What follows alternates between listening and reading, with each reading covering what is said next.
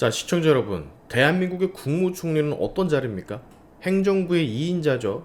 국정 전반을 총괄하고 위기 시에는 대통령을 대신해서 국정을 운영할 수도 있는 사람이에요. 그만큼 도덕성과 청렴성, 국민적 신뢰가 무엇보다 중요한 자리죠. 그런데 지금 이재명 정부가 국무총리 후보로 지명한 인물은 이런 기준들과는 너무나 거리가 먼 바로 김민석 민주당 의원, 사선 의원이죠. 서울 영등포구 을에서만 사선을 했어요. 그동안 정치권에선 영악한 정치 감각으로 버텨온 인물이라는 평가도 받고 있습니다. 근데 이 사람이 말입니다. 자세히 들여다보면 믿기지 않을 만큼 돈 문제로 얼룩진 인생을 살아왔어요. 돈 문제로 이미 2번이나 전과가 확정이 돼 있는 상태고 지금도 채무와 관련된 논란이 진행 중입니다. 국무총리라는 자리는 단순한 행정적 관리자를 넘어서 국가의 도덕적 모범을 보여야 되는 그런 자리인데 이런 자를 총리에 올리겠다라고 합니다. 물론 대통령도 어두운 쪽으로는 엄청난 사람이라 그 밥에 그 나물이긴 합니다만, 자, 오늘 영상을 통해서 김민석의 진짜 민낯을 여러분께 알려드리도록 하겠습니다. 자, 김민석의 첫 번째 전과는 SK그룹 불법 정치자금 사건입니다. 2002년 서울시장 선거 준비에 한창이던 김민석은 SK 당시 회장으로부터 무려 2억 원의 불법 정치 자금을 받았어요. 여러분, 지금도 2억이면 어마어마한 돈인 것은 알고 계시죠? 정치자금법상 너무나 중대한 범죄. 결국 대법원은 이 사건에 대해서 징역 8개월에 집유 2년, 추징금 2억 원, 그리고 피선거권 박탈 10년을 확정지었습니다. 정치 생명에 치명타를 입은 결과였죠. 그러나 지금 보시는 바와 같이 2025년 이자는 국무총리로 거론되는 사선 중진 의원입니다. 엄청나게 더러운 대한민국 정치판의 실태를 존재로서 보여준 그런 인물 중에 하나라고 볼 수가 있어요. 정치적 철면피랄까? 자, 그 다음 7억 불법 정치자금 사건. 저 SK에서 멈췄으면 좀 나았겠죠. 근데 김민석은 또 돈 문제를 일으키고 맙니다. 2007년, 2008년 김민석은 지인과 사업가들로부터 총 7억 2천만 원 정도의 불법 정치자금을 수수합니다. 금액의 규모가 엄청나졌죠. 불과 5년 사이에 동종의 전과를 가지고 있음에도 정신을 안 차리고 오히려 불법 정치자금 금액을 훨씬 늘려버렸다라. 역시 걸레는 빨아도 걸레라는 말은 진리인 겁니다. 걸레를 빤다고 해서 절대 수건이 될 수 없다라는 말은 진리예요. 당시 김민석은 법정에서 이것은 빌린 돈이라고 주장을 했지만 재판부는 분명히 판결을 했습니다. 너 불법 정치자금 맞다고. 1심에선 징역 2년, 집행유예 2년이 나왔지만 항소심에선 감형돼 벌금 600만 원. 그러나 낮아지긴 했지만 또다시 정치자금법 위반 전과가 추가된 거예요. 돈을 꾸준히 잘못된 방식으로 모으고 쓰는데 아주 능한 인물이란 얘기죠. 자, 근데 또 여기서 끝이 아니에요. 이거는 현재 진행형입니다. 2018년에도 새로운 돈 문제가 터지죠. 민주연구원장 시절 김민석, 과거 불법 정치자금 공여자였던 강 씨를 포함한 11명에게 총 1억 4천만 원을 차용합니다.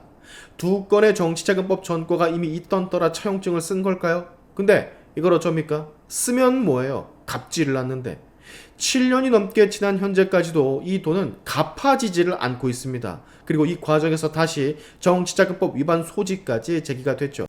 되게 웃긴 건 이 강씨라는 사람의 존재인데 과거 불법 정치자금 공여자였던 사람에게서 또다시 돈을 빌린 상황. 빌려준 놈도 빌린 놈도 이상하죠. 뭔가가 이해가 불가하지 않습니까? 법적으로는 빌린 돈이라 포장을 했지만 정황상 정치적 목적이 섞인 자금일 가능성이 농후하다는 평가가 지배적이에요. 왜? 상황도 상황이거니와 이미 동종의 전과가 2건이나 있으니까. 국무총리 후보자가 정치자금법 위반임에도 불구하고 또 돈과 관련된 스캔들을 안고 있다? 예, 황당한 겁니다, 여러분. 자, 근데 여기서 또 있어요. 지긋지긋하죠. 물론 이건 무혐의가 난 사건입니다만 세간엔 많이 알려지지 않은 사건이죠. 바로 노부부 유서 사건.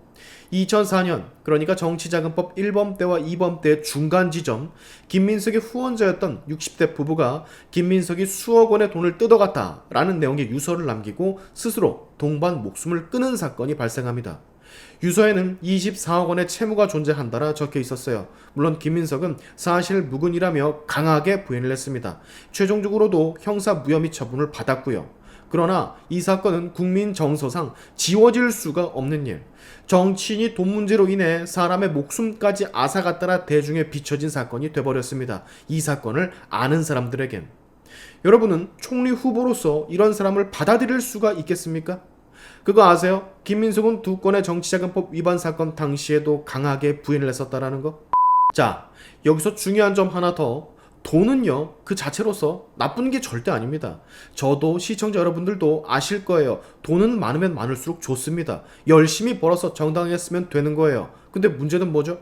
남을 등쳐서 얻는 돈, 불법으로 얻는 돈, 사기와 편법으로 취득한 돈은 절대 용납이 될 수가 없다라는 거. 특히나 정치인이 게다가 일국의 국무총리 후보자인 당사자로서는 더더욱. 김민석은 분명히 전과 기록이 전부 다 남아있고 지금도 채무 논란과 도덕성 의혹에서 자유롭지 못한 상황. 저런 인물을 추천한 사람도 그리고 그걸 옳다구나 받은 사람도 우리가 이해할 수 있는 범주를 너무 많이 벗어난 상황이죠. 이런 사람이 총리 자리에 앉자마자 국가의 위신은 떨어지게 되는 겁니다. 게다가 이 사람이 돈 문제만 있습니까? 미국 문화원 점거농성 사건에 배우자로 지목된 건 너무나 유명한 사건이고 새천년 NHK 룸빵 사건 당시에 있었던 사람들 중 또 하나입니다. 그냥 뭐랄까 살아온 인생이 뭔가 좀 일반적이지가 않죠. 지저분합니다. 근데 이런 자가 이제 곧 대한민국 총리 자리에 앉아요.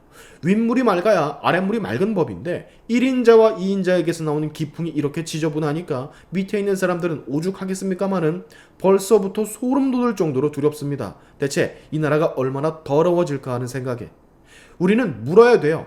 이재명 정부는 왜 이런 인사를 강행하려고 하냐고. 그리고 제 생각은 명확합니다. 바로 충성도 때문. 김민석은 과거부터 민주당 핵심 노선에 충실했고 이재명과도 코드가 맞는 인물로 평가받고 있어요. 더구나 총리 자리는 앞으로 국정 운영에서 대통령의 방패 역할을 해줄 수 있는 위치죠. 결국 지금 강행되는 인사는 국민을 위한 인사가 아니라 정권을 위한 인사. 그래서 더욱 국민들, 우리들이 이 인사를 주목하고 견제해야 되는 겁니다. 자, 지금 많은 국민들이 이 김민석 국무총리 후보자에 대한 과거를 잘 몰라요. 워낙 임팩트가 없는 인물이고 입지가 없는 인물이라서. 언론 보도는 제한적이고 이재명 정부와 민주당은 이 사실을 최대한 드러내지 않으려고 하죠. 왜? 쥐들이 봐도 하자가 심하니까. 국무총리는 분명 대한민국을 대표하는 자리 중에 하나입니다.